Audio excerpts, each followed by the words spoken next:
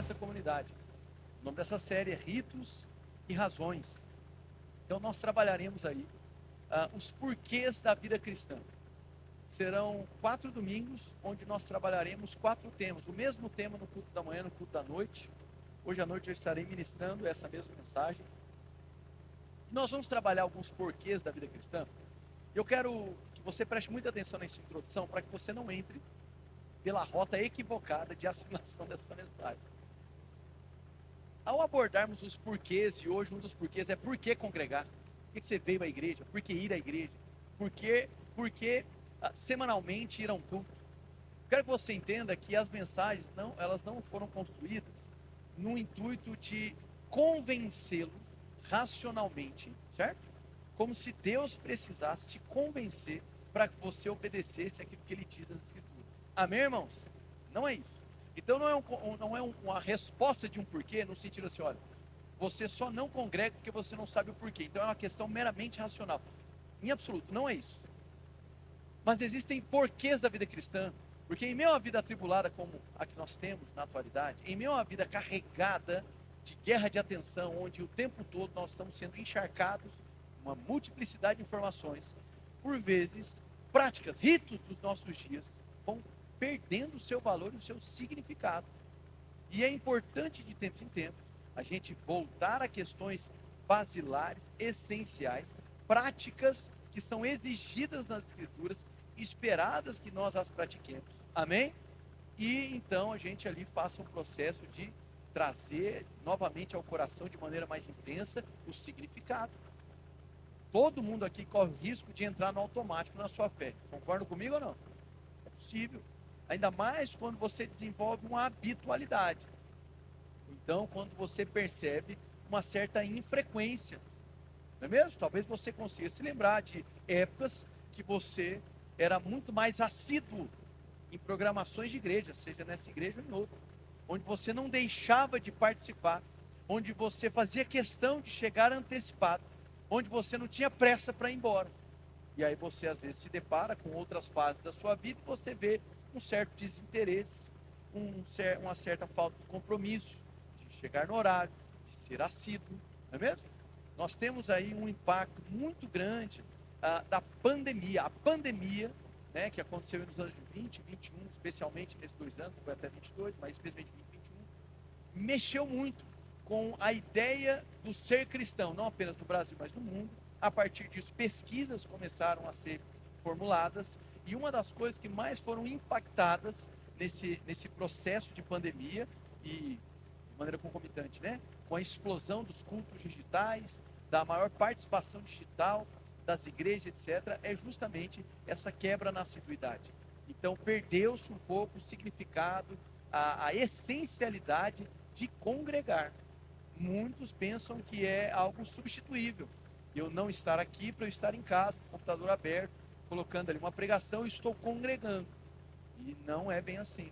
Então, muitos também não sabem que existe uma exigência bíblica de congregar. Por vezes, você pode tratar como opcional. Opcional se o dia está chuvoso ou não. Opcional se de repente a semana foi cansativa. O primeiro dia a ser negociado é justamente o domingo. A semana foi cansativa, então eu pego o domingo para descansar. Não é mesmo? Ou então, utilize-se o domingo para eu planejar outras coisas, para executar outras coisas. Então, o domingo, o dia do Senhor, ele acabou caindo, de maneira geral, ele caiu em escala de importância, escala de valor, porque existe esse subterfúgio, esse recurso. Não, se eu não assistir domingo, eu não congreguei domingo, na segunda-feira eu consigo assistir, eu consigo estar em linha com o que está sendo pregado, e ali ouvindo a mensagem digitalmente, eu consigo parar, eu consigo anotar, então é até melhor para mim, não é mesmo? Com isso, você tem estudos demonstrando que a média hoje, aí é a nível de Estados Unidos, mas também que talvez o Brasil seja a mesma coisa ou até um pouco pior. Hoje, a média de um membro frequente em um mês é de 1,8 a 2,2 cultos por mês. Certo? Ou seja, isso numa média boa. E a geração que mais tem frequentado, não de maneira quantitativa, tá? Mas de maneira proporcional, é a geração Z. Então, esse pessoal nascido de 94 para frente, é o pessoal que tem apresentado o maior interesse a nível de espiritualidade. Eles estão mais abertos à fé, eles têm mais questionamentos transcendentais, existe uma busca. E eles têm um grau de frequência maior que a geração X, maior do que os millennials, maior que o X, maior que a geração dos baby boomers, que seriam os mais velhos. Então, não é algo apenas para esse pessoal mais jovem, da revolução digital. Então, agora eles são muito digitais e eles ficam mais em casa. Não, isso tem afetado todas as gerações e de maneira mais impactante até os mais velhos. Certo? E isso é muito perigoso, porque a Bíblia traz para nós um grau de essencialidade. Não há margem para negociação no que diz respeito ao congregar. E congregar, irmão, nós podemos entender aqui, pelo menos em 3 dimensões. A gente pode entender congregar, diga congregar, como o ato de ir à igreja, o ato de ir à congregação. Então você veio hoje aqui, você está congregando, você veio congregar. Isso eu vou chamar uma dimensão do que é congregar. Existe uma segunda dimensão do que é congregar, que aí ela já envolve a membresia, certo? Então eu estou me congregando com essa comunidade, então eu me torno membro, eu faço parte dessa comunidade. É um nível já de compromisso distinto, amém, irmãos? E existe um terceiro nível, que eu vou dizer que ele é mais abrangente, que é o congregar no sentido espiritual, de fazer parte do corpo de Cristo. Aí transcende membresia de igreja, transcende denominação, aí é a convergência absoluta da fé cristã. Quem me entendeu aqui, diga amém. Então eu vou fazer uma releitura aqui.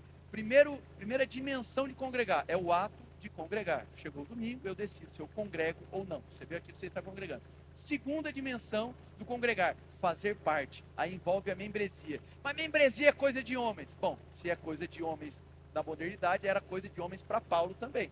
Porque eles corrigiam pessoas para identificar quem era membro da igreja. Amém? Então, membresia não é uma sistemática moderna. Não, membresia existe desde que a igreja foi fundada. Glória a Deus. E a membresia identifica aqueles que são representantes da igreja e não apenas frequentadores. Glória a Deus. E um terceiro nível, um nível mais de revelação geral, fazer parte do corpo de Cristo, integrar a unidade do corpo de Cristo de maneira espiritual. Está claro até aqui, irmãos? Então é importante a gente trazer a memória, ou localizar nas escrituras, por que congregar é tão importante? Por que é tão essencial? Por que é que pessoas que você conhece ficam insistindo para que você não deixe de vir à igreja? Por que é que você tem um pastor extremamente chato com questão de horário? Amém, irmãos? Eu estou apenas soltando um caso, amém? Não é aqui, né? Por que isso? Porque é que uma determinada infrequência sinaliza para pastores como eu de que algo não está bem. Não é mesmo? Porque é que um certo distanciamento de uma pessoa que você não está vendo é um costume que eu pratico toda semana. Eu tento me lembrar de pessoas que eu não tenho visto na comunidade. Mas, Henrique, é muita gente. Tudo bem, o máximo que eu posso escutar é: pastor, eu estava lá, você que não me viu. Amém? Isso acontece com frequência. Mas eu sou insistente nisso, eu procuro. Por quê? Se a pessoa está deixando de congregar, isso é um sintoma. Isso está indicando algo. E a fé cristã ela foi criada para se viver de maneira comunitária. Quando há um afastamento, seja por razões legítimas ou não, isso é perigoso. Quando eu falo com alguém, a pessoa diz assim: pastor, eu não estou indo porque eu estou congregando em outra igreja. Meu coração se enche de alegria. Eu falo: graças a Deus, só não deixe de congregar. Então nós precisamos trazer o devido significado que é congregar, porque senão a gente trata como trivialidade. E, irmãos, convenhamos, ir a uma igreja e socialmente fazer com que as pessoas saibam que você vai numa igreja, gera um ganho social. Hoje em dia, ser um cristão que vai numa igreja, que tem uma igreja para falar que é sua, não no sentido da raiz da palavra, mas apenas no sentido quase que de publicidade, marqueteiro da própria vida, gera ganho social. Gera sim. Hoje em dia, em muitos ciclos, isso é uma espécie de capital de valor na sua vida. Então é perigoso, é o que nós chamamos de cristianismo cultural, quando não tem compromisso, apenas uma tentativa de se utilizar dos benefícios de se declarar cristão. Então nós estamos aqui para uma experiência verdadeira, uma experiência de congregar como ato, na experiência de congregar como fazer parte como membro, e na experiência de congregar como sendo ou partindo da compreensão de que somos um em Cristo Jesus. Amém, irmãos? Então, em nome de Jesus, quero que você assimile essa série. Nós trabalharemos alguns porquês, vou adiantar para você. Por que congregar? Por que orar? Por que servir? E por que ofertar? Glória a Deus! Então vamos trabalhar. É importante, nós somos uma igreja que valoriza o trabalho do conceito, da consciência, para que a prática esteja ancorada no conceito. Essa é a razão de nós nos aplicarmos nos porquês. Então, para fechar a introdução, os porquês aqui não é no sentido de, olha, agora eu estou te convencendo racionalmente. Não é isso. É, olha, estou te apresentando o conceito bíblico, o que Deus pensa acerca do assunto. E aí agora você tem a santa responsabilidade de corresponder àquilo que Deus está te chamando a fazer. Amém, irmãos? Glória a Deus. Vá lá então agora para Hebreus.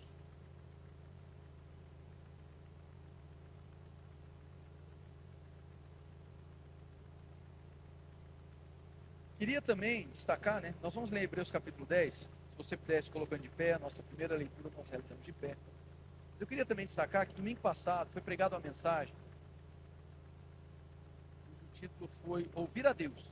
Estava fora de uma série, mas eu queria recomendar a todos aqui que assistissem essa mensagem. Não tivemos culto pela manhã, né? Temos apenas à noite. Mas escute essa mensagem, ouvir a Deus. Amém? Isso é importante. E já vou adiantando, eu não estava bravo, estava tudo bem. Voltei de férias, feliz da vida. Vai ser apenas impressão sua. Hebreus capítulo 10. Nós vamos ler aqui um trecho que vai do 19.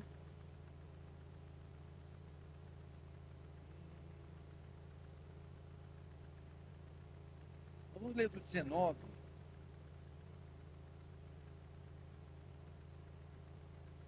ao 25. Portanto, irmãos, Hebreus 10, 19. Portanto, irmãos, temos plena confiança para entrar no lugar santíssimo pelo sangue de Jesus, por um novo e vivo caminho que ele nos abriu por meio do véu, isto é, do seu corpo. Temos, pois, um grande sacerdote sobre a casa de Deus. Sendo assim, aproximemo-nos de Deus com um coração sincero e com plena convicção de fé, tendo os corações aspergidos para nos purificar de uma consciência culpada, e tendo os nossos corpos lavados com água pura. Apeguemo-nos com firmeza à esperança que professamos, pois aquele que prometeu é fiel. E consideremos uns aos outros para nos incentivarmos ao amor e às boas obras. Não deixemos de reunir-nos como igreja, segundo o costume de alguns, mas procuremos encorajar-nos uns aos outros, ainda mais quando vocês veem que se aproxima o dia. Feche os seus olhos. Nós vamos orar por um instante. Vá desacelerando os seus pensamentos nesse momento.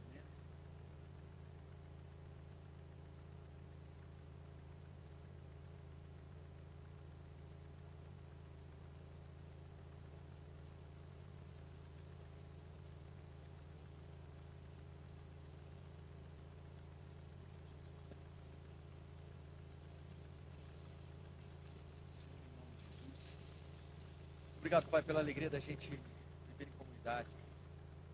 Eu sei que nós vivemos numa sociedade tão individualista que muitas das vezes nós seguimos a mesma rota do individualismo. E por isso eu quero te agradecer, porque a comunidade, Pai, é como um sinal de resistência.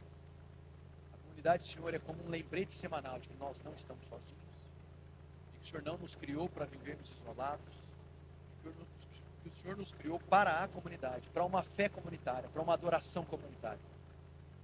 Por isso, Pai, eu quero te agradecer por cada experiência que cada um aqui já viveu nessa igreja.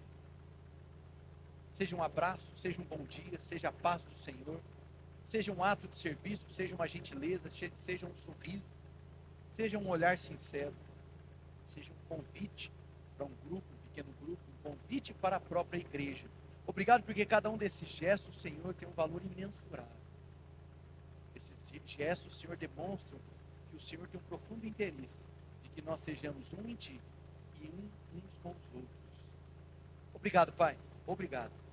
Uma ideia como essa, um plano como esse, o ser igreja só poderia vir do Senhor. Pai, nos lembre, Pai, que as nossas imperfeições não impedem Cristo de ser perfeito.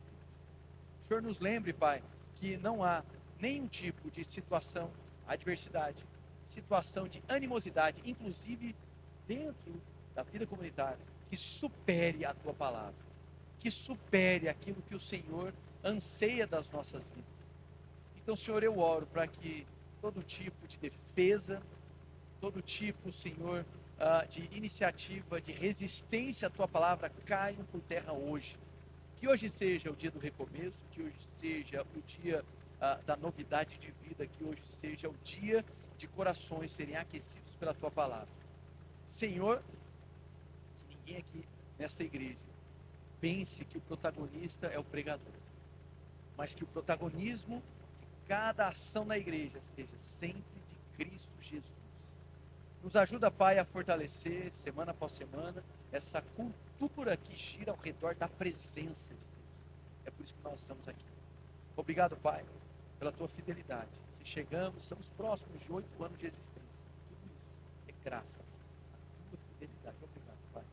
Como o Senhor é bom. Assim nós oramos e te agradecemos em nome de Jesus. Graças a Deus. Pode sentar.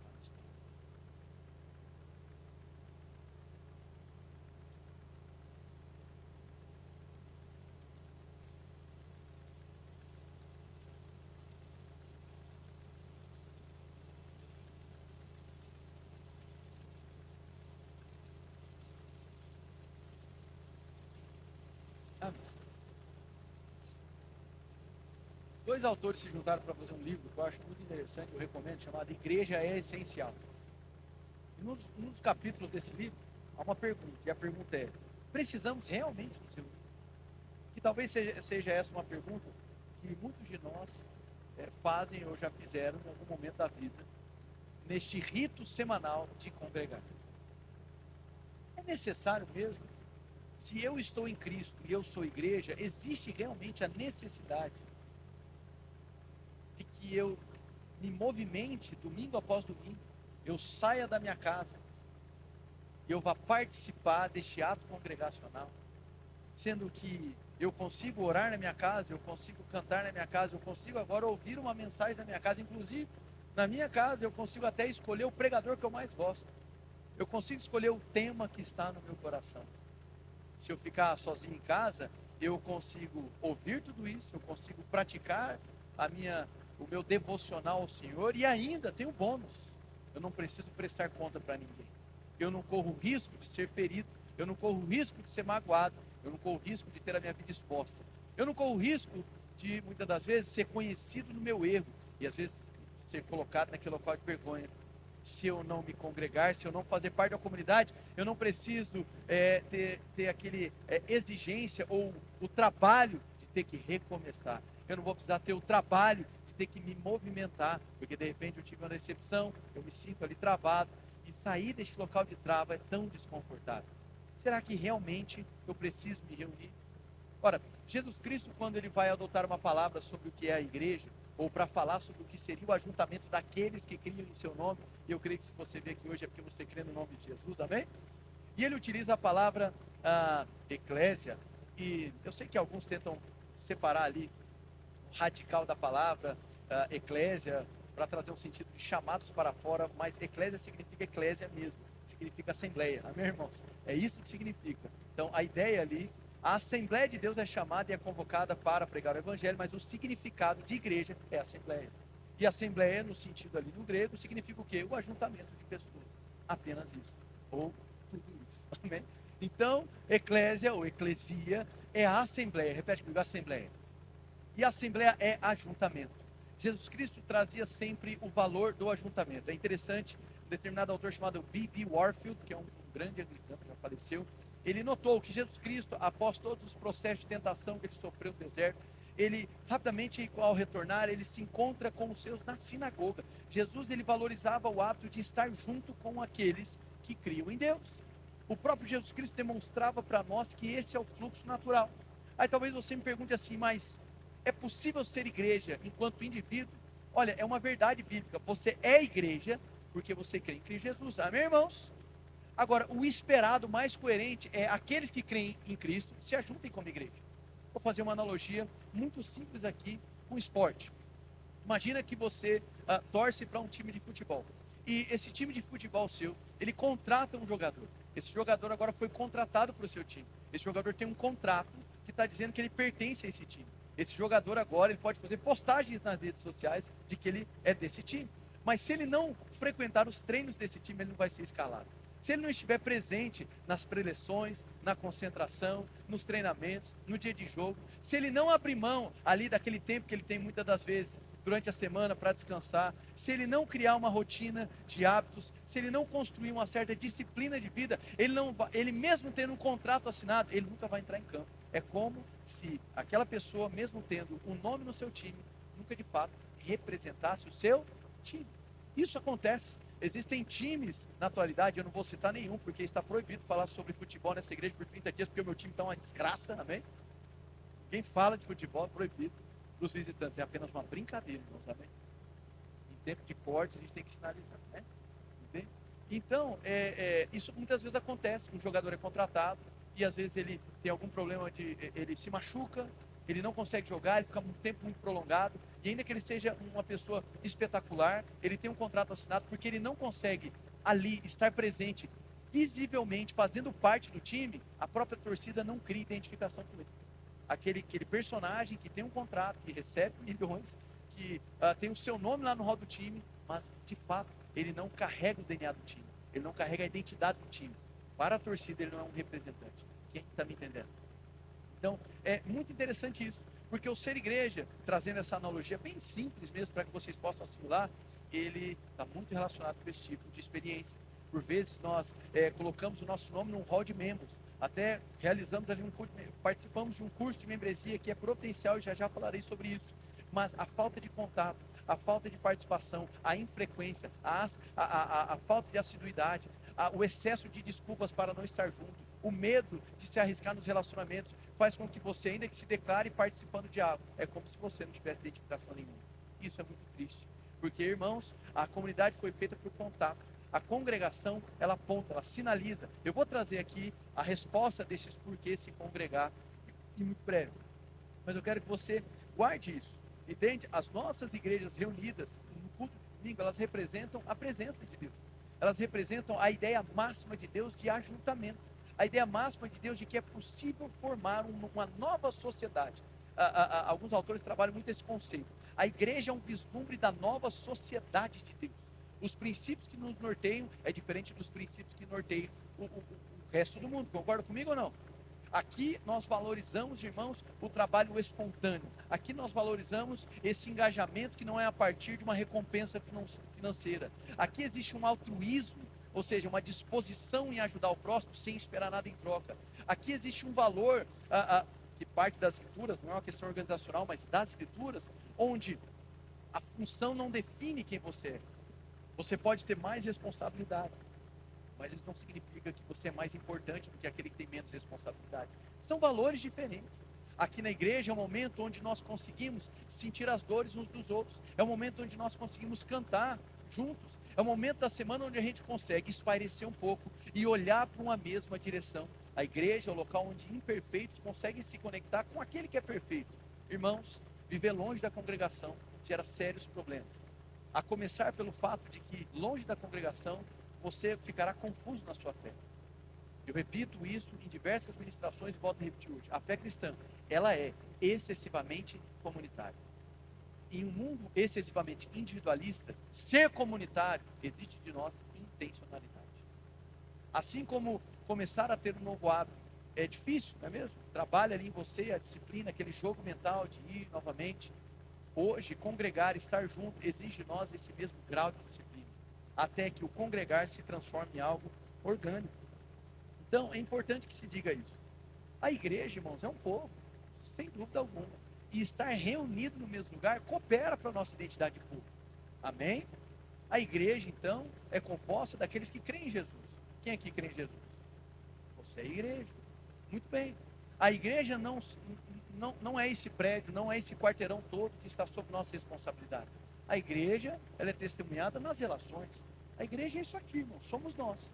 Agora, o prédio, o ajuntamento, o ato de culto, a reunião, ela coopera para a nossa consciência de unidade. Seja muito sincero, irmãos.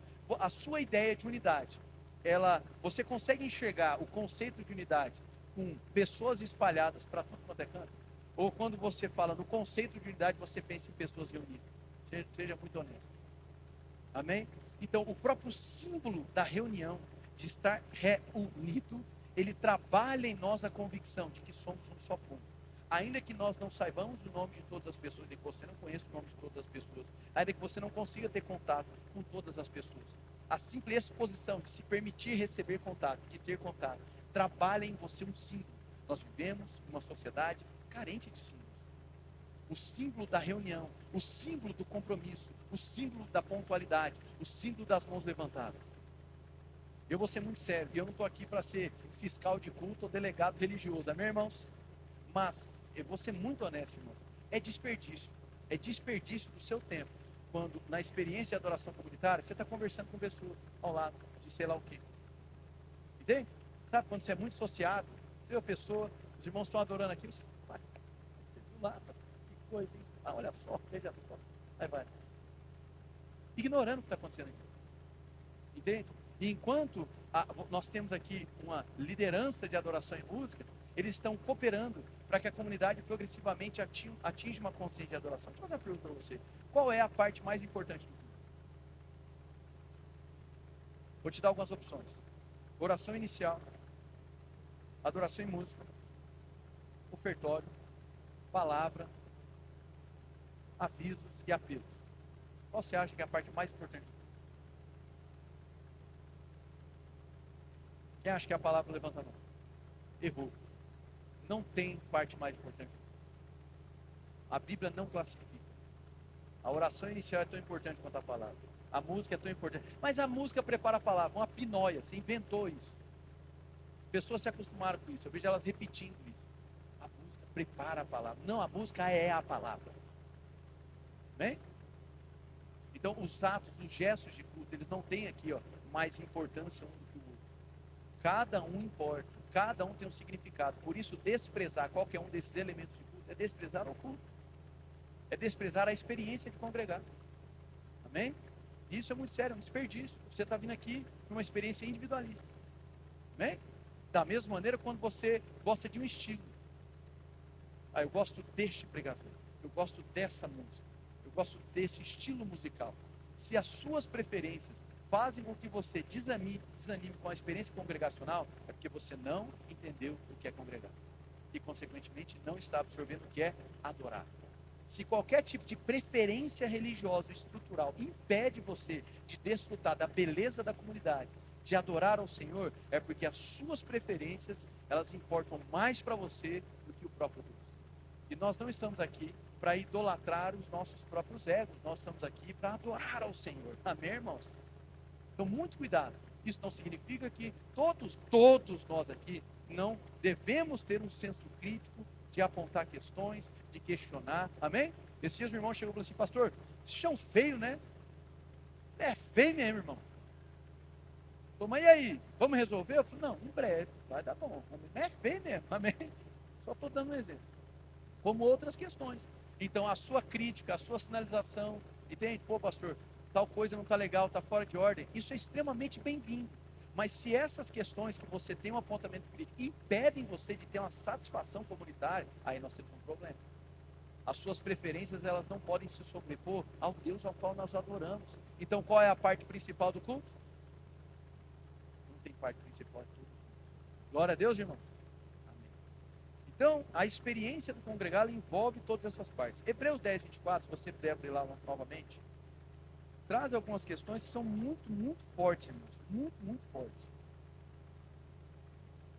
Hebreus 10, 19 diz: portanto, irmãos, ele está fechando o entendimento, certo? Portanto, finalizando, portanto, depois de tudo que ele falou em Hebreus 10, rapidamente aqui, olha para cá. O que é que ele fala em Hebreus 10? Que o sacrifício de Jesus Cristo é definitivo. Né? Hebreus 10, ele trabalha a convicção de que o sacrifício de Jesus, ele supera todo e qualquer outro sacrifício que aconteceu antes de Cristo. Ele é de uma vez por todas, ele é suficiente, ele é definitivo. Então agora ele fala, portanto, ou seja, a partir desse sacrifício que foi definitivo, vamos começar a trabalhar a vida comunitária. Portanto, irmãos, temos plena confiança para entrar no lugar santíssimo pelo sangue de Jesus. Repete bem forte comigo, diga, eu tenho acesso. O sangue de Jesus viabilizou acesso a Deus. Qual é o conceito disso? Comunhão espiritual. A comunhão com Deus, ela antecede a comunhão com o próximo. Sem a comunhão com Deus, Eu posso ter até uma relação com o próximo, mas não necessariamente a comunhão espiritual que é esperada por Deus que eu tenha com o próximo. Amém? Então, comunhão espiritual, acesso a Deus e dá acesso ao próximo. O grande autor Bonhoeffer dizia: o mesmo sacrifício que desobstruiu o meu caminho até Deus é o mesmo sacrifício que desobstruiu o meu caminho até o próximo. Amém? Seguindo. Por um novo e vivo caminho que ele nos abriu por meio do véu, isto é, o seu corpo. O corpo de Jesus, rasgado, maculado, machucado, ferido, sangrando naquela cruz. Ele era um sinal de que aquilo que nos impedia de chegar a Deus, agora caiu por terra e nós temos acesso a Deus. Muito bem. Então é pelo sacrifício de Jesus o acesso. As disciplinas espirituais não me dão acesso. As disciplinas espirituais me ajudam a tomar ciência do acesso e desfrutar do acesso. Os meus atos de adoração não convencem Deus a me dar acesso. Amém? É muito comum isso. Não, vamos ver se a equipe de louvor adora com intensidade para ver se Deus vem. Não. Eu tenho a certeza de que Deus já está. Aí eu venho para o culto. Glória a Deus, irmão. Porque se depender da gente para convencer para ele vir, não vai dar certo. Então ele vem, ele chega antes. Pontual. Fique claro. Quem chega no horário desfruta mais. Amém? Temos, pois, um grande sacerdote sobre a casa de Deus. Repete comigo, sacerdote. Então percebe que para ele linkar o tema do congregar, ele está trazendo as verdades fundamentais da vida cristã. O sacrifício de Jesus, o fato de que ele é o sacerdote. Se ele é o sacerdote, significa que ele é o mediador entre Deus e os homens. E nenhum. Amém? Seguindo. Temos, pois, um grande sacerdote sobre a casa de Deus. Sendo assim, aproximemo-nos de Deus com um coração sincero e com plena convicção de fé. Isso aqui é o tema da adoração. Adoração é a resposta, partindo do nosso interior, que nós conferimos a Deus a partir do movimento primário de Deus. Então diga assim: Deus me amou primeiro. Muito bem. Diga de novo: Deus me amou primeiro. Todos os atos subsequentes, ou seja, a seguir, a convicção de que Deus me amou, que são direcionadas a Ele, é adoração. Amém? Deus me amou, então eu sirvo o próximo, porque Ele me amou primeiro. O meu serviço é adoração. Deus me amou primeiro, então, nas oportunidades que eu tiver, eu vou cantar com todo o meu fôlego, porque Ele me amou primeiro, eu tenho razões para cantar. Deus me amou primeiro, portanto eu vou orar, porque tendo Ele me amado primeiro, eu quero intimidade com Ele, eu quero agradecer a Ele, eu tenho petições a fazer a Ele. Percebe que as coisas estão ancoradas? Então toda resposta que eu dou, a convicção da presença e do amor dele por mim, qual é o nome que nós damos a isso? Adoração. Então ele está entrando no tema da adoração. Seguindo. Tendo os corações aspergidos para nos purificar de uma consciência culpada, e tendo os nossos corpos lavados com água pura. Atenção aqui, esse é um trecho que às vezes a gente se perde, por conta do conceito, aspergir. Basicamente ele está dizendo assim: o sangue de Jesus, o sacrifício de Jesus, certo? Esse sangue, ele perdoa pecados.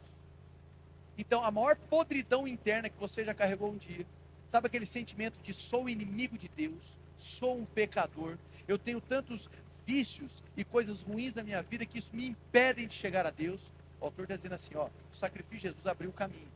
Só que esse caminho você não vai chegar com essa consciência culpada. Você vai chegar agora com a consciência livre, porque ele abriu o caminho e o sangue dele purifica o teu coração. Essa aqui era uma parte importante de você ficar feliz. Bem, quem está feliz com isso? Você hoje pode acessar a Deus sem uma consciência culpada. Você pode acessar a Deus hoje sem ficar preso na condenação do passado.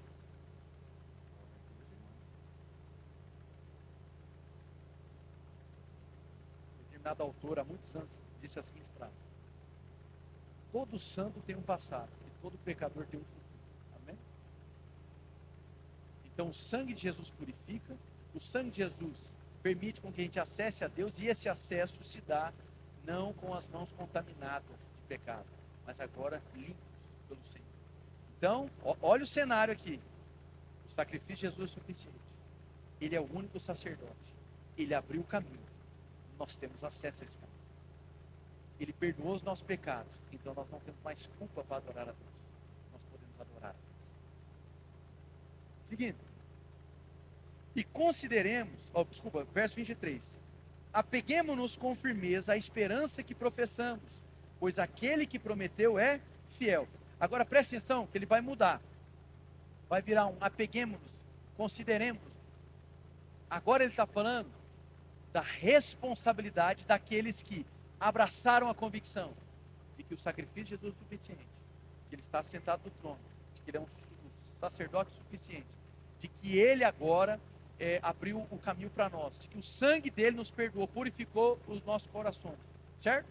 Então ele está, o que vem em sequência disso? Diante dessa revelação, ele vai agora compartilhar responsabilidades comunitárias. Apeguemos-nos, consideremos-nos. Vamos lá. Apeguemo-nos com firmeza à esperança que professamos, pois aquele que prometeu é fiel. E consideremos uns aos outros, para nos incentivarmos ao amor e às boas obras. Atenção aqui, irmãos. O autor de Hebreus está trazendo um caráter de essencialidade à vida comunitária. Está dentro dessa cena de redenção. Então percebe que o sacrifício de Jesus, o sangue derramado, o coração perdoado, purificado, o acesso, a possibilidade de adoração, não é para uma experiência individual.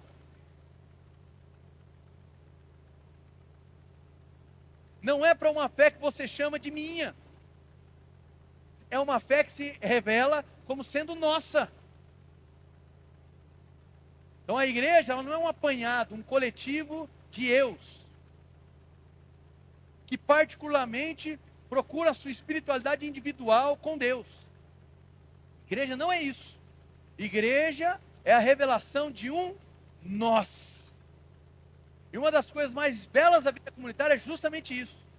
Eu não congrego pensando em mim.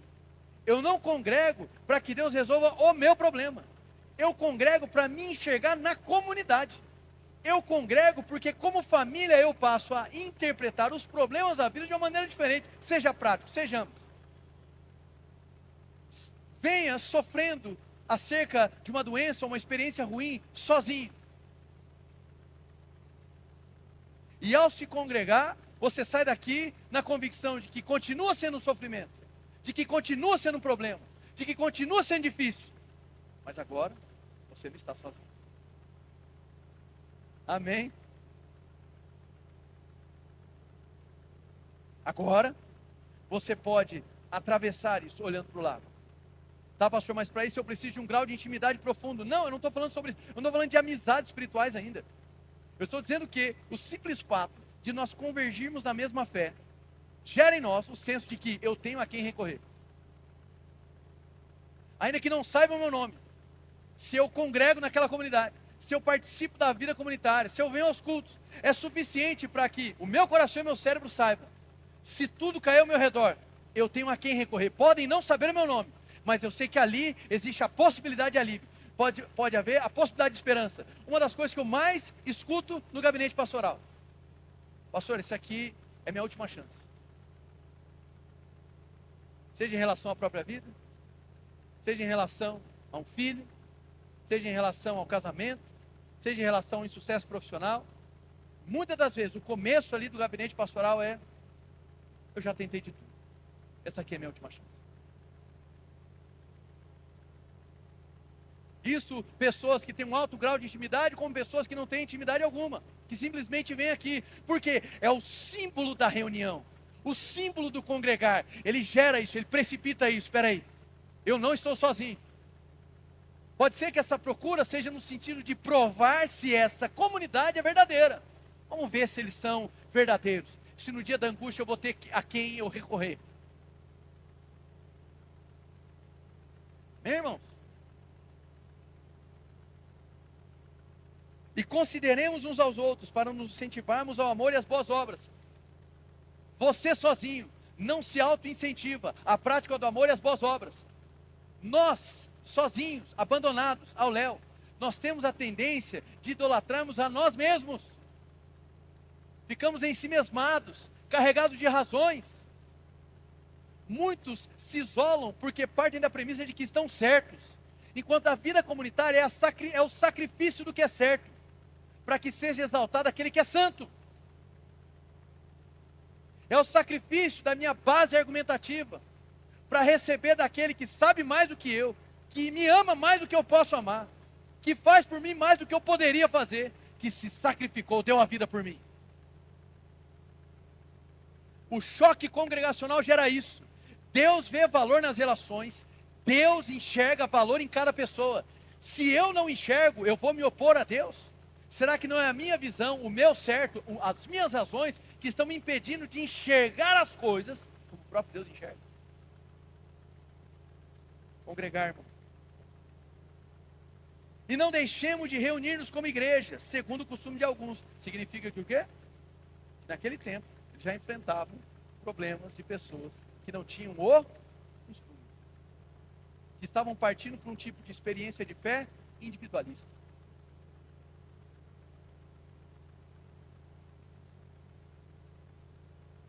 Mas procuremos, mais uma vez, procuremos encorajar-nos uns aos outros. Igreja é local de consideração mútua. Igreja é local de incentivo mútuo. Igreja é o local de encorajamento mútuo. Ainda mais quando vocês veem que se aproxima o dia. Esse o dia diz respeito ao grande dia, ao dia do retorno de Cristo. A igreja é uma sinalização de que nós somos uma comunidade que está esperando ansiosamente pelo retorno do seu Senhor. A vida longe da congregação, ela não gera esse senso em você. Então vamos lá, vou trabalhar aqui rapidamente para a gente começar a construir um fechamento. Por que nós devemos ir para a igreja? Primeiro, eu vou recapitular o que eu disse também, de maneira um pouco mais estruturada. Primeiro, porque Cristo formou para si um povo. Repete comigo, Cristo formou para si um povo. Amém. Feche seus olhos, Senhor, em nome de Jesus eu oro, para que cada irmão aqui consiga compreender que nós somos um povo. Senhor, tira dos nossos olhos todo e qualquer escândalo que faz com que a gente tenha uma experiência isolada, individualista, que não consegue, Senhor, simplesmente reconhecer que precisa de ajuda. Em nome de Jesus, amém. Então atenção, Jesus não diz em Mateus 16, eu edificarei discípulos solitários. Como ele vai dizer? Eu edificarei a minha, diga igreja, a minha assembleia. As imagens que aparecem para nós recorrentemente no Novo Testamento sobre a igreja, o povo de Jesus, é de família, de corpo e casa. E noiva. Família, contexto. É sempre num sentido integrativo. É sempre no sentido comunitário. É sempre no sentido onde não nos dá margem para um tipo de experiência de fé cristã que seja distante do outro. E o culto público como esse, ele é o símbolo da reunião. Ele é suficiente para a tua vida comunitária? Penso que não. É importante você estar conectado. E nisso nós temos sido falhos. A comunidade onde Deus fez florescer quantidade de pessoas muito grandes. Nós não podemos cair no engano de pensar que vir no culto com centenas de pessoas é suficiente para me sentir pertencente. O culto é a experiência de adoração comunitária, inegociável, exigido pelas Escrituras, como a consequência primária de quem entende que Jesus Cristo morreu na cruz do Calvário, nos limpou, nos deu acesso. É o que é esperado de quem crê em Jesus. Quem crê em Jesus se congrega. Por quê? Porque é o resultado de quem absorveu a convicção de que foi amado por Deus. É andar com o povo de Deus. É adorar o povo de Deus em conjunto.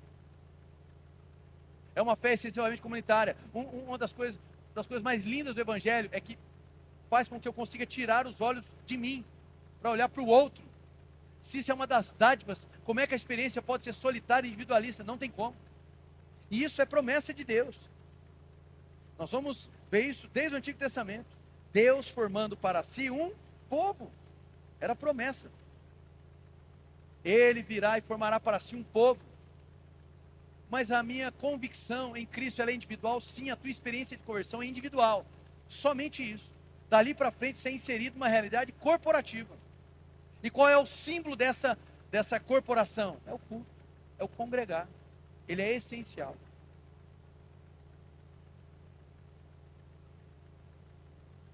O isolamento espiritual, irmãos, é perigoso. Talvez você se veja isolado hoje. Talvez nós estamos falhando. E, meu irmão, entenda. Gente, nós não temos a ilusão de pensar que nós hoje conseguimos pastorear devidamente, efetivamente, 2.000 pessoas. Pelo contrário. Eu me descabelo pensando em como conseguir ter acesso a todas. Obviamente que sozinho a gente não consegue. Mas tem um outro lado da história. Quem faz parte realmente assumiu o compromisso? Eu pedi para colocar uma imagem na tela. Tem como aí, por favor? Essa imagem ela vai ser elucidativa. Tá fácil aí ou não?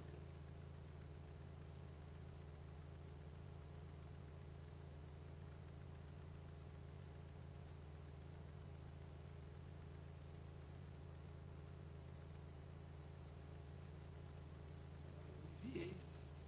Daqui a pouco aparece. Amém? Mas basicamente é um fluxo para você entender. Eu consigo descrever para vocês. Eu digo assim, a igreja. Diga igreja. Bom, ela corresponde a todos os membros. Quem faz parte da igreja afirma uma profissão de fé. Você está afirmando um credo. Se você diz faz parte, você está afirmando, eu creio nisso. Naquilo que essa comunidade está te apresentando como credo. E estes que fazem parte da igreja, eles afirmam essa profissão de fé e ele supervisiona o discipulado de um outro cristão. Isso é a igreja. E esse mesmo cristão, ele se submete à igreja. E ao se submeter à igreja, significa que ele se sujeita a receber o cuidado e se sujeita ao entendimento de que ele também deve cuidar dos outros. Então é um ciclo que não se encerra. Eu creio em Cristo, porque creio em Cristo, eu afirmo uma confissão de fé. Crendo em Cristo, eu afirmo essa profissão de fé, essa convicção, e eu coopero no processo de discipulado, de cuidar de outras pessoas. E essas pessoas que são cuidadas por mim, elas estão sujeitas à comunidade. Elas se submetem à comunidade. Certo? E porque se submetem à comunidade, elas são um com a comunidade. E sendo um com a comunidade, elas professam uma mesma fé. E elas supervisionam o discipulado de um cristão que se sujeita à comunidade. Está dando para entender ou não? Então todos nós temos a disposição de submetermos à comunidade e ao mesmo tempo nos responsabilizarmos daqueles que estão chegando na comunidade. É um ciclo eterno, irmãos. É um para sempre. Isso é ser corpo. Agora, como eu então coopero nessa participação de um credo sem congregar junto? Como eu posso participar de uma profissão de fé? Como eu posso me dedicar ao discipulado de outros se eu nem estou aqui? E quem é esse outro que eu posso então cooperar? E eu sendo cooperado, como é que eu posso agora gerar essa profissão de fé e também cuidar de outros? Estão me entendendo ou não? É um para sempre. O alvo de Deus não é que você para sempre fique numa posição passiva, esperando alguém falar com você. A bem da verdade, se isso está se estendendo, isso é um sinal de maturidade. Amém? Entendo as personalidades diversas, algumas pessoas mais contidas, mas sendo muito honesto. Se a igreja tem sido falha de atingir você, de alcançar você e trazer você para perto, irmão, eu vou te colocar na marca do pênalti. De duas uma, ou você chega e fala assim, pastor, a comunidade está sendo insuficiente comigo, eu não estou me sentindo cuidado. Você precisa sinalizar. Ou então, você procura a tua comunidade. Porque não é bom para você estar vindo. Está me entendendo? Estar aqui. E não sendo alcançado, você não se dispor a querer ser alcançado. Está dando para entender ou não? Porque o que importa é a vida comunitária. Seja aqui ou em outra igreja. Só por favor, vá em igreja séria. Amém? Tem, em nome de Jesus. Mas é importante. Eu entendo a passividade de alguns. Pô, ninguém falou comigo, então eu vou ficar aqui. Tudo bem, eu entendo. Mas sendo exposto ao evangelho, compreendendo a dinâmica comunitária, você continuar aqui, não anula a nossa falha estrutural de chegar até você. Está dando para entender ou não? Eu estou assumindo a culpa aqui, irmão. Presta atenção. Nós temos que se reinventar, criar situações para chegar em você. Quem? Todos. Esse é o nosso papel. Se não estamos chegando, é falha nossa. Deu para entender ou não? Ponto. Muita coisa explica, mas não justifica. O nosso papel, tocar a todos. Mas se você nessa comunidade, acreditando no que cremos, na profissão de fé que realizamos, entendendo a dinâmica comunitária, valorizando o que tem sido feito, compreendendo a seriedade, você não está sendo atingido por falha nossa, mas você entende que há algo de verdadeiro nessa igreja, que está falhando com você, se coloque, diga assim, ó, está falhando comigo, até choveu, aleluia. Bem? Olha lá, falei que eu tinha enviado. Uma igreja, todos os membros, afirma a profissão de fé e supervisiona o discipulado de um cristão que se submete a uma igreja. A palavra submete, ela é assustadora. Você está se submetendo a uma família, a todos os seus membros. É a sua maneira de dizer, este é o grupo específico de cristãos que eu estou convidando para entrar na minha vida. E pedindo que me cobre sobre seguir a Jesus. Mas Henrique, eu vim para a igreja, eu não quero que ninguém mexa comigo. Vem para o lugar errado. Igreja é o local dos intrometidos por uma boa causa. Amém, irmãos? Estão conseguindo me ouvir no final, hein? É evidente que essa intromissão não é de controlar a sua vida, mas é uma intromissão de, quero cuidar de você. Eu não quero, valorize quem manda mensagem, quem te liga, irmão, não estou te vendo. Irmãos, sabe aquela pergunta, está acontecendo alguma coisa? Seja honesto, diga, estou decepcionado, me senti esquecido, ou estou desinteressado, perdi o ritmo, não estou entendendo nada. Seja honesto, irmãos, a vida é comunitária. Glória a Deus. Se eu estou desanimado, agora é responsabilidade deles me encorajar. Você está desanimado, irmãos? É responsabilidade nossa, não apenas minha, nossa, te encorajar. Se eu me desviar do caminho estreito, é responsabilidade deles me corrigir. Se eu estou em dificuldades, é responsabilidade deles cuidar de mim. Isso é igreja, irmão. Não é só o pastor, entende? O pastor principalmente. Quer dizer que seremos suficientes em tudo? Não, mas sempre deve haver uma disposição de atingir a suficiência. Só saia dessa passividade. Ela adoece, ela te isola. Amém? Eu falei o primeiro, né? Segundo porquê de congregar? Porque ninguém amadurece sozinho. Maturidade na vida cristã não é autossuficiência. Não é? Então geralmente a gente pensa assim, uma pessoa que sabe demais de algum assunto, ela não precisa de ajuda de ninguém, porque ela já sabe tudo. A igreja é o contrário. A vida da igreja é aquele que sabe muito. Uma das coisas que ele sabe muito é que ele precisa dos outros. Então o maduro na fé cristã não é o que não recebe ajuda. Porque tem gente que pensa isso, né? Aquele cara é tão maduro, irmãos, que, meu Deus do céu, é o pedacinho do céu. Não precisa de ninguém, negativo. O maduro é aquele que diz, eu preciso da sua ajuda. O maduro é aquele que, como Jesus disse, ora por mim, eu preciso que vocês orem por mim. Glória a Deus. Então não fica achando que autossuficiência é sinal de virtude cristã, maturidade. Não é, pelo menos na fé cristã não é. Autossuficiência é engano. Significa que o diabo conseguiu armar uma teia para você, que está fazendo com que você pense que você seja autossuficiente. E infelizmente, irmãos, a prática dos cultos digitais na pandemia gerou isso nas pessoas. Olha, pensando bem, está aqui o meu cardápio, não preciso de ninguém. Isso é mentira. Então ninguém amadurece sozinho. Provérbios 20, 27 vai dizer, assim como o ferro afia o ferro, o homem afia o seu companheiro. Hebreus 10, 24 nós já acabamos de ler, consideremos uns aos outros. É uma dinâmica, é o princípio de mutualidade uns aos outros em tudo. Sem comunhão, irmãos, não tem ninguém que te corrija. Sem comunhão não tem ninguém que te encoraja. Sem comunhão, irmãos, não tem ninguém que percebe quando você está ficando frio. Sem comunhão, irmãos, não tem ninguém para carregar os seus fardos. Sem comunhão, irmãos, não tem como quebrar a culpa que você carrega.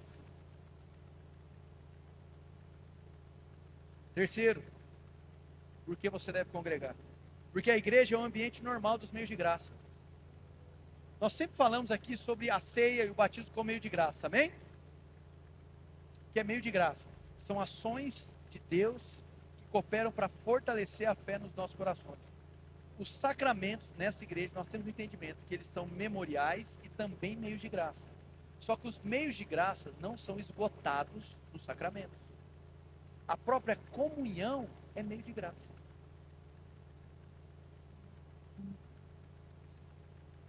São instrumentos pelos quais Deus fortalece a nossa fé.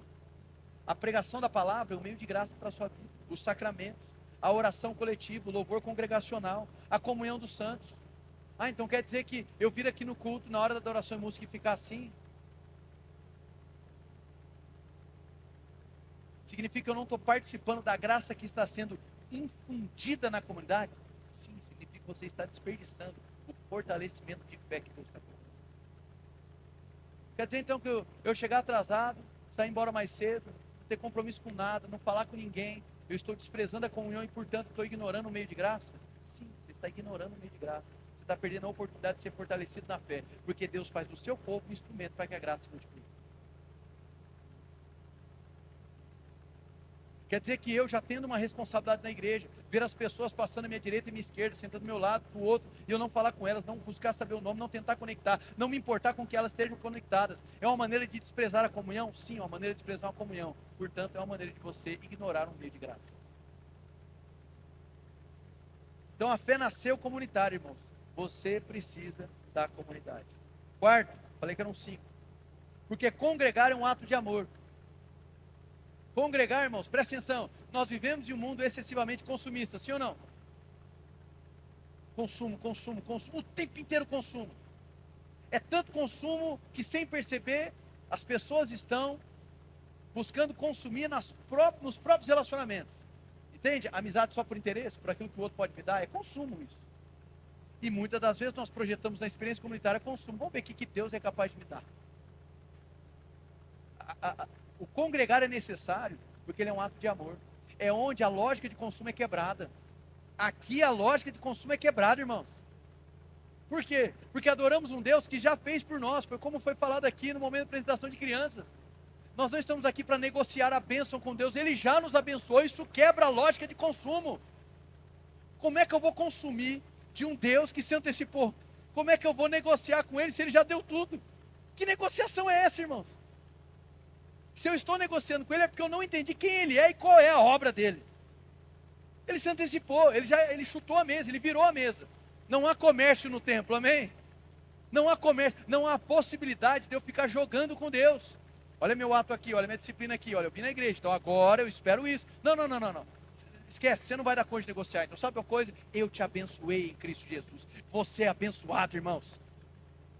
Te deu acesso, limpou o seu coração, e agora, porque Ele te ama, e agora, porque Ele te limpou, agora há um acesso livre para a comunidade. O ato de congregar quebra a lógica de consumo, irmãos. Todos nós aqui, todos os dias, somos bombardeados com consumo. Quanto maior o número de opções, maior o grau de angústia. Um dos maiores desafios do nosso tempo chama-se contentamento. E a igreja, o congregar é o local onde a gente é educado a ter contentamento, partindo do contentamento da presença de Deus. Se Ele está comigo, isso é suficiente.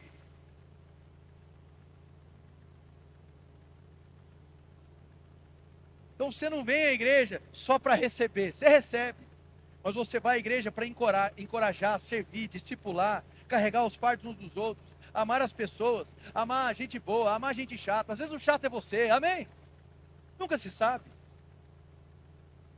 Na igreja você aprende a ser humilde. Então essa experiência ela quebra a lógica de consumo. Por último, e a gente vai fechar com isso aqui.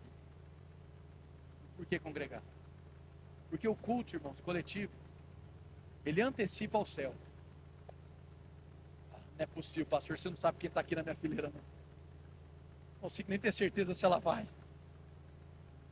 Como?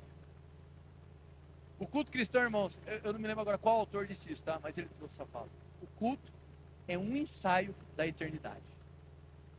Amém? Pastor, mas é um ensaio bem mequetrefe.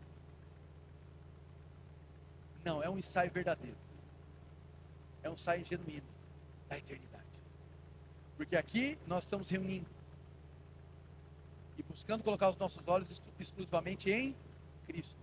E aqui os atos de culto vão nos conduzindo a olhar exclusivamente para Cristo, para adorar a Cristo, para receber de Cristo e para nos enxergarmos como um único povo de Cristo. A exata visão da Jerusalém celestial de Apocalipse capítulo 21 e 22. Deus fará para si um próprio tabernáculo. Amém, irmãos? Apocalipse descreve multidões adorando. Isso aqui é um ensaio do que será esse grande dia. Amém, irmãos? Então, o ato de congregar não é apenas um hábito religioso que você tem semanalmente, se couber na sua agenda, se você não estiver cansado, se todos os fatores estiverem aliados, tudo estiver contribuindo, a criança não chorar, a pessoa acordar no horário certo, aí eu vou. Não negocie aquilo que Deus exige. Não coloque em negociação aquilo que Deus ordenou. Não congregar, irmãos, é sintomático. Ser infrequente é um sintoma. Então essas razões, elas cooperam do nosso entendimento e do valor da comunidade. Jonathan Edwards dizia que comunhão dos santos é uma das maiores antecipações da glória eterna. Que tal, irmãos, começar a tratar os cultos dessa igreja? De repente você está nos visitando, congrega em uma outra comunidade, trate assim da sua igreja. Comece a tratar os cultos como um ensaio da eternidade. Se é um ensaio da eternidade, como eu responderia em adoração, na certeza de que o Todo-Poderoso está assentado no trono diante de mim? Se é um ensaio da eternidade, qual é o valor que eu dou ao meu irmão? Como é que eu interajo na comunidade? Se é um ensaio da eternidade, o que acontece no culto não pode passar por mim de maneira trivial. Se a igreja é um vislumbre do povo de Deus nos céus, eu não posso apenas chegar aqui para consumir. Faça, de coração, irmãos, faça um favor a você mesmo hoje. Isso é um desafio, não estava no meu espírito. Faça um favor a você mesmo hoje. Se você está sentindo que nessa comunidade, você está vindo aqui e não está se sentindo tocado por alguém, porque tem aqueles que também nada é suficiente, certo? Um pastor fala, um líder comunica, participa, não, mas não estou me sentindo cuidado. Pô, mas ali também, irmão, não dá. Valorize a ajuda que chega até você, amém? Eu estou falando, se você está aqui, irmãos, você não conhece nenhum pastor, você nunca sentou com nenhum dos nossos pastores, se você não está num soma, faça um favor a você mesmo, nos procure hoje. Fala, pastor, eu estou vindo aqui, eu congrego aqui, mas de coração, eu não me sinto integrado nessa comunidade. Amém? Fale isso. Quem é que está falando essa história? Nós, irmãos. Eu estou assumindo a responsabilidade. Esse é um ponto. Se você está nessa comunidade há tempos, você conhece um ou outro, mas você, irmãos, não participa de um soma. De todo coração, não questione falta de discipulado, porque é no soma que o discipulado acontece. Se você está nessa comunidade, conhece pessoas e quer ser discipulado, faça um favor a você mesmo hoje, procure hoje um soma, que é um pequeno grupo. Hoje, irmãos, hoje, aonde? No balcão. Se você é dessa comunidade e está aqui, irmão, conhece, é negócio todo, conhece, e não serve nessa igreja, deixa eu dizer uma coisa: o serviço é uma expressão de quem pertence. Então faça um favor a você mesmo hoje, chega ali e fala assim, ó, eu estou disponível para servir, sou membro dessa igreja.